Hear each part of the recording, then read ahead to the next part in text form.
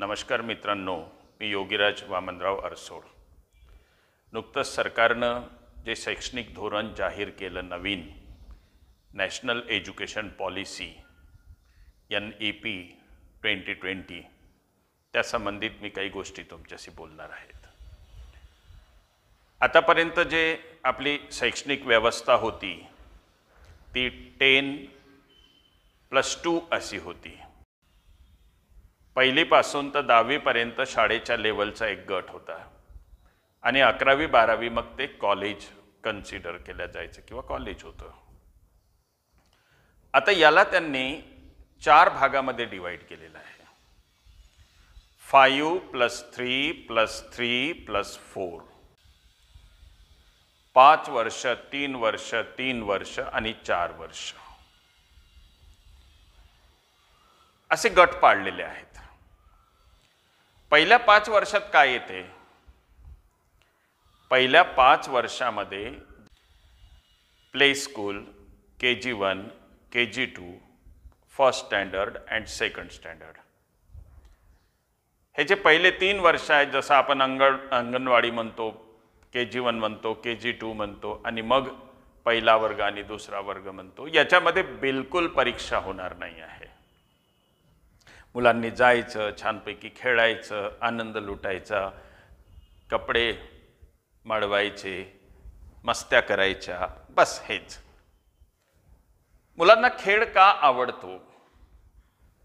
कारण ते त्यांच्या इंटरेस्टशी संबंधित असतो आणि जी गोष्ट इंटरेस्टशी संबंधित असेल ती गोष्ट जर मुलांना भेटत असेल तर मुलांचा ओढा हा शाळेकडे राहील। पहिले शाळा म्हटलं का पकडून ओढत न्यायचे, नाही, आता शाळा म्हटलं का मुलं तिथं जातील, कारण तिथं पुस्तक नाही, अभ्यास नाही, फक्त आणि फक्त काय तर खेळणं राहील। बेसिक गोष्टी शिकवल्या जातील, असं नाही की शिकवल्या जाणार नाही। मग त्यानंतरचे दुसरे 3 वर्ष आहे, त्याच्यामध्ये येतो 3रा वर्ग, 4था वर्ग आणि 5वा वर्ग। या 3ऱ्या, 4थ्या आणि 5व्या वर्गामध्ये आपल्याला वेगवेगळे विषय घेता येतील। इथं परीक्षा आहे। मग याच्यामध्ये तुम्हाला तुमच्या स्वतःच्या मदर टंगमध्ये, मातृभाषेमध्ये शिकता येईल।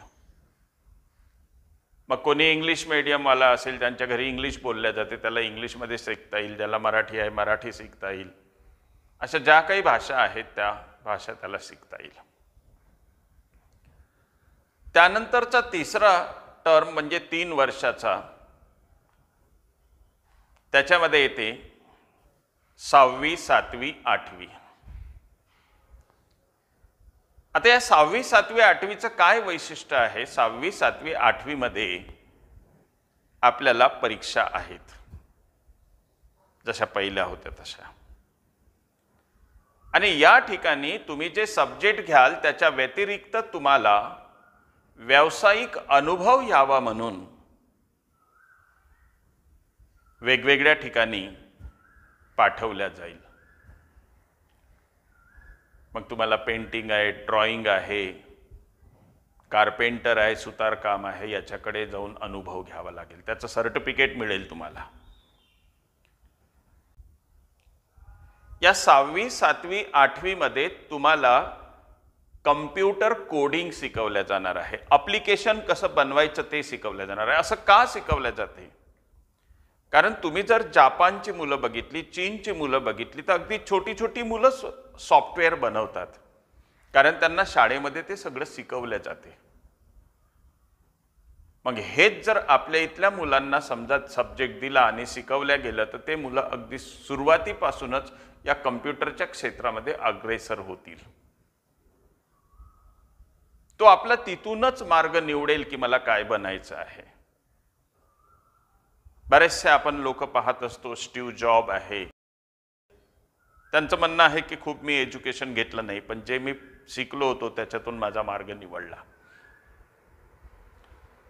तसं सरकार नोकऱ्या देऊ शकत नाही, तर अशा गोष्टीतून व्यवसाय स्वतःचा विद्यार्थ्याला निर्माण करता येईल, असं व्यवसायाभिमुख एज्युकेशन सरकारनं निर्माण करण्याचा प्रयत्न केला। तो कितपत सत्य होते ते म्हणजे सत्यात उतरते आपण बघूच। त्यानंतरचा येतो भाग 4 वर्षाचा, 9वी, 10वी, 11वी, 12वी। आता या 9वी 10वी 11वी 12वी मध्ये काय फरक आहे? याच्यामध्ये 2 टर्ममध्ये त्यांनी परीक्षा घ्यायचं ठरवलं, 2 सेमिस्टरमध्ये, 2 सत्रामध्ये. विद्यार्थी शाळा सुरू झाल्यापासून पहिल्या 6 महिन्यापर्यंत शिकेल आणि या 6 महिन्यात जेवढं काही तो शिकला त्याच्यावर परीक्षा होईल. आणि ही परीक्षा झाली की पुन्हा समोरचे 6 महिने तो शिकेल आणि त्याच्यावर दुसरी परीक्षा होईल. म्हणजे असे 2 सत्र होतील. याच्यात विद्यार्थ्याचा फायदा आहे बघा. कसा फायदा आहे? जसं 10वी किंवा 12वीच्या विद्यार्थ्याचा तर खूपच फायदा आहे. पहिले त्याला वर्षभर अभ्यास करावा लागत होता, एवढा मोठा सगळ्या सिलेबसचा, 10वीचा असो किंवा 12वीचा विद्यार्थी असो. आणि ह्या सगळा अभ्यास केल्यानंतर त्याला मग फायनल एक्झाम द्यावी लागत होती. फायनल एक्झामला एवढा मोठा सिलेबस लक्षात ठेवणं आणि मार्क मिळवणं त्याच्यासाठी थोडंसं त्रासदायकच होतं. पण आता विद्यार्थ्यासाठी कसं फायदेशीर झालं? आता पहिल्या 6 महिन्यात जे काही सिलेबस असेल तेवढ्या याच्यावर त्यांना परीक्षा दिली. समजा एकूण 8 युनिट आहे, तर पहिल्या याच्यात 4 युनिट घेतले, त्याच्यावर त्यांना परीक्षा दिली का ते युनिट संपले, त्याचे डबल त्याचा अभ्यास करायचा नाही. मग दिवाळीपासून समोर जे समजा 4 युनिट होतील त्यानंतरच्या 4 युनिटवर दुसरी एक्झाम होईल. म्हणजे मग त्याला 4-4 युनिटवरच स्टडी करावा लागेल. पूर्ण 8 युनिटचा स्टडी त्याला शेवटपर्यंत डोक्यात ठेवण्याची आवश्यकता नाही. आता याच्यातून बोर्डाचा ताण वाढला. बोर्ड काय करायचं? एकच वेळा परीक्षा घ्यायचं, एकच वेळा त्याला पेपर चेक करावे लागत होते, एकच वेळा रिझल्ट लावा लागत होता. आता त्याला हे काम 2 वेळा करावं लागेल. 2 वेळा पेपर घ्यावा लागेल, 2 वेळा पेपर सेट करावे लागेल. पण बोर्डाचं काम वाढलं. हेच 10वीचं तेच 12वीचं, दोन्ही याच्यामध्ये असे 2 सेमिस्टर केले त्यांनी. विद्यार्थ्याचा फायदा झाला, बोर्डाचं काम वाढलं. आता या पहिले कसं होतं, आर्ट, कॉमर्स, सायन्स अशा 3 स्ट्रीम्स होत्या. आता ह्या 3 स्ट्रीम्स त्यांनी कॅन्सल करून टाकल्या. आता तो विद्यार्थी कोणताही सब्जेक्ट घेऊ शकतो. त्याला बायो जमते ना, मग तो एक बायो घेईल, दुसरा इतिहास घेऊन घेईल कारण त्याला घेता येतो. आता तिसरा तो अकाउंटचा एखादा सब्जेक्ट घेईल, नाही मला अकाउंटही चांगलं जमते, मग अकाउंटचा सब्जेक्ट घेईल. मग याच्यात काय होईल की आता ते जे विद्यार्थ्यावर ठप्पा लागायचा, सायन्स आहे ना म्हणजे हुशार विद्यार्थी असेल म्हणून सायन्स घेतला, सायन्समध्ये नंबर नसन लागला म्हणून अकाउंटकडे गेला, अरे कुठंच नसन लागला म्हणून तो तिकडं आर्टमध्ये गेला, हे आता कमी होऊन जाईल, बंदच होऊन जाईल. कारण तो सायन्सचा किंवा आर्ट्सचा किंवा कॉमर्सचा विद्यार्थी राहणारच नाही. तो आता फक्त 12वीचा विद्यार्थी राहील आणि त्याला फक्त विषय राहतील. आता आपण ग्रॅज्युएशनकडे वळू. ग्रॅज्युएशन त्यांनी 4 वर्षाचे ठेवले आहेत. तुम्ही पहिलं वर्ष केलं की तुम्हाला सर्टिफिकेट मिळेल फर्स्ट इयरचं.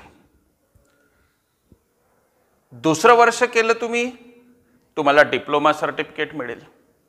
तिसरं वर्ष केलं बॅचलरचं सर्टिफिकेट मिळेल. चौथं वर्ष रिसर्चचं ठेवलेलं आहे. आता 12वी नंतर जेव्हा आपल्याला एखाद्या कॉलेजमध्ये ॲडमिशन घ्यायची असते तेव्हा नेमक्या त्या कॉलेजमध्ये जर तुम्हाला ॲडमिशन मिळाली नाही तर त्याच्यासाठी त्यांनी एक टेस्ट ठेवलेली आहे, कॉमन ॲप्टिट्यूड टेस्ट, CAT.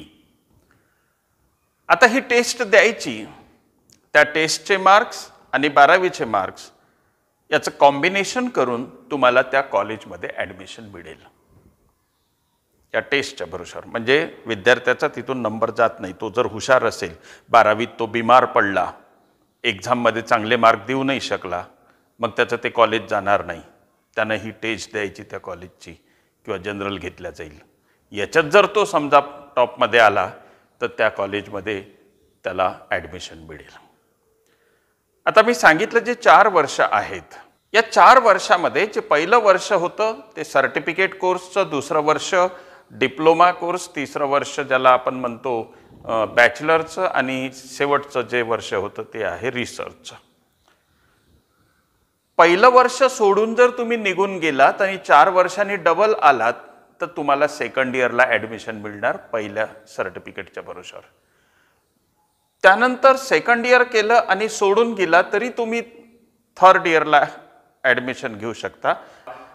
तिसरं वर्ष केलं आणि पुन्हा 4-5 वर्षांनी आला तरी तुम्हाला चौथ्या इयरसाठी ॲडमिशन मिळू शकते.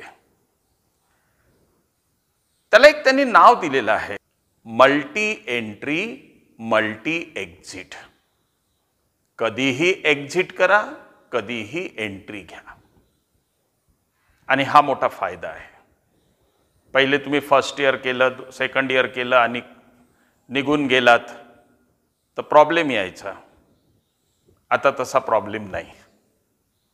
आता डायरेक्ट तुम्हाला ॲडमिशन मिळून जाते, जे अगोदर केलं असेल त्याच्या समोरची. आता याच्यात काय झालेलं आहे की त्यांनी नवीन काही गोष्टी आणलेल्या आहेत, ज्याच्यामध्ये एक येते युनिव्हर्सिटीज, फॉरेन युनिव्हर्सिटीज. आता ह्या फॉरेन युनिव्हर्सिटीज कोणत्या येणार? टॉपच्या 50 मीन्स टॉप 50 युनिव्हर्सिटीज येणार. आणि ठरलेलं असेल की याच येणार.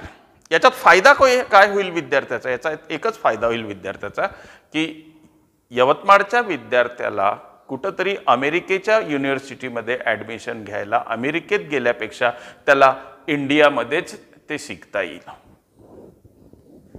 आणि महत्त्वाची गोष्ट टॉपच्या असल्यामुळे असं नाही होणार की इस्लामाबादही आपली इस्लामाबाद युनिव्हर्सिटी इंडियात आणेल. टॉपच्या 50 त्याच्यात इस्लामाबाद वगैरे कुठंच येणार नाही. आता काय होईल की याच्यामुळे विद्यार्थ्याचा पैसाही वाचेल आणि तो आपल्या गावात, आपल्या शहरात, आपल्या देशात, आपल्या राज्यात शिकेल. हे एक माझा अंदाज आहे, चांगला आहे. इंग्लिशचं महत्त्व कमी होईल का असे बरेच जण विचारतात. मी म्हणतो इंग्लिशचं महत्त्व कमी होणार नाही. का कमी होणार नाही इंग्लिशचं महत्त्व? कारण इंग्लिश मोस्ट ऑफ द कंट्रीजमध्ये बोलल्या जाते. आणि ज्या ज्या देशातले लोक इंग्लिश बोलतात त्या त्या देशातल्या लोकांना फॉरेन कंट्रीजमध्ये जॉब मिळतो आणि ज्यांना इंग्लिश बोलता येत नाही त्यांना फॉरेन कंट्रीजमध्ये जॉब मिळत नाही. सगळ्यात मोठं उदाहरण चायना. चायनाला दुसऱ्या देशात जॉबच भेटत नाही कारण त्यांना इंग्लिश येतच नाही, काही 2-4% सोडले तर. चायनाचा कितीही सिनियर ऑफिसर असो त्याला इंग्लिश बोलता येत नाही, त्याला चायनीमध्येच बोलावं लागते त्याच्यासोबत. मग हे इंग्लिश सुटणार नाही. बरेच जण विचारतात की इंग्लिशचं महत्त्व कमी होईल का? अजिबात कमी होणार नाही. त्यांनी ऑप्शन दिले, तुम्ही हे विषय घेऊ शकता आणि पालक आपल्या मुलाला इंग्लिश पासून दूर नेणार नाही. त्याच्यामुळे इंग्लिशचं महत्त्व कमी होणार नाही. कारण तो आतापासून इंग्लिश शिकत गेला तर समोर त्याची इंग्लिश डेव्हलप होईल आणि त्याला जगामध्ये कुठेही अपॉर्च्युनिटीज प्राप्त होईल. त्याच्यासोबत तुम्ही बाकीच्याही भाषा शिकू शकता. 8 भाषा त्यांनी सांगितल्या आहे की ज्या तुम्ही शिकू शकता. त्याच्यात मराठीचा सुद्धा सहभाग आहे. अभिमानाची गोष्ट आहे आपल्यासाठी. वेगवेगळ्या 8 भाषापैकी संस्कृतच्या बरोबरीत मराठी सुद्धा आहे. मग ह्या इंग्लिशच्या शाळा बंद होईल का? अजिबात होणार नाही. कारण त्यांनी आपल्या मातृभाषेत एज्युकेशन घ्या असं म्हटलं. मग जे लोक इंग्लिश बोलतात त्यांच्यासाठी तर इंग्लिशच्या शाळा राहणारच आहेत, इंग्लिश मीडियमच्या शाळा.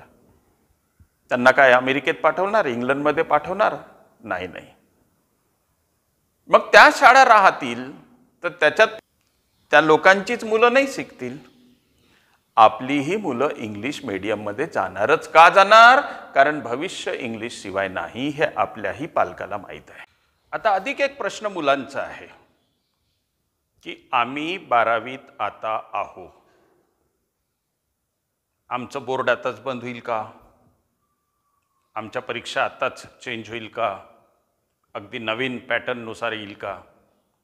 अजिबात नाही. 22-23 पासून त्यांनी सुरुवात म्हटलेलं आहे.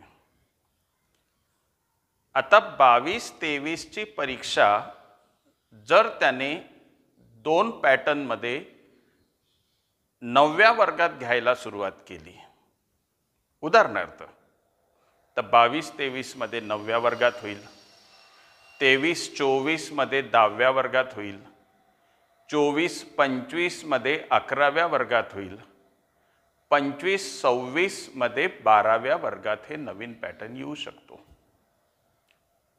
शक्यता आहे. कोविडमुळे वाढलं तर त्याच्याही पेक्षा वाढू शकते. आणि कसं एकाच वर्षी लागू होत नसते.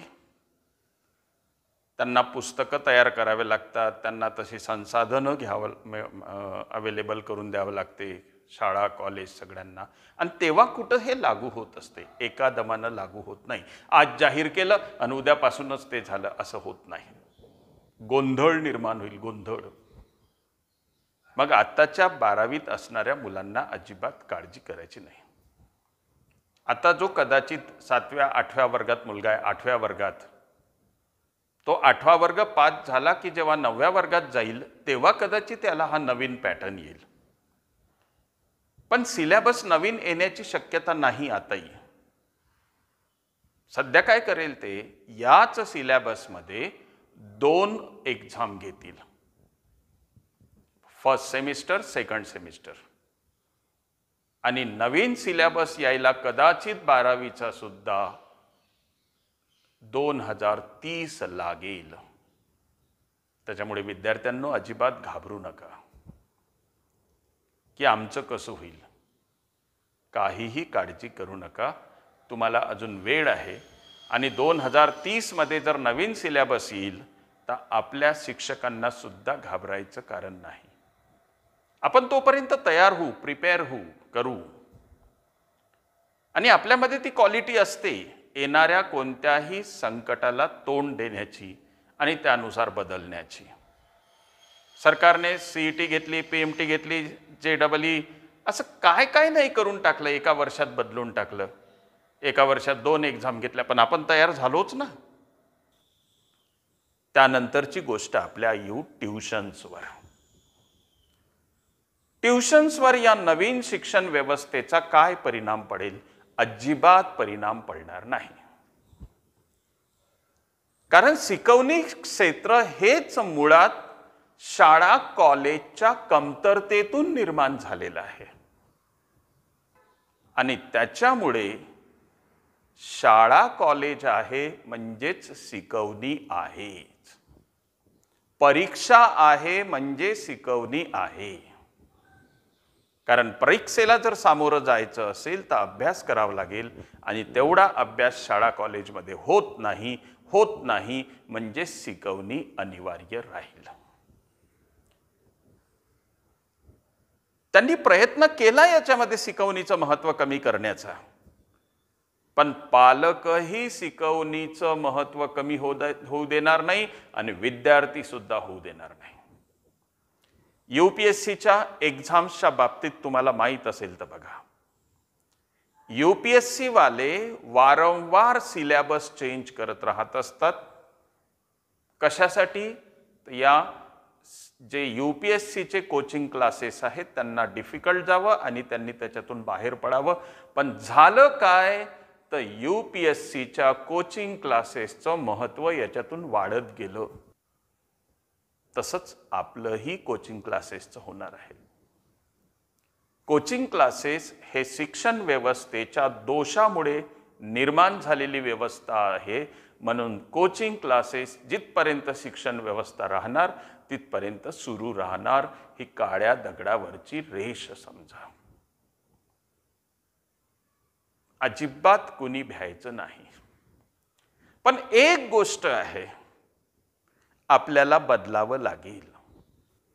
आता दिवाळीत एक्झाम येत असल्यामुळे 6 माहीची तुम्हाला त्या दिवाळीपर्यंत तुमचा अर्धा कोर्स करून देणं आवश्यक म्हणजे आवश्यक आहे.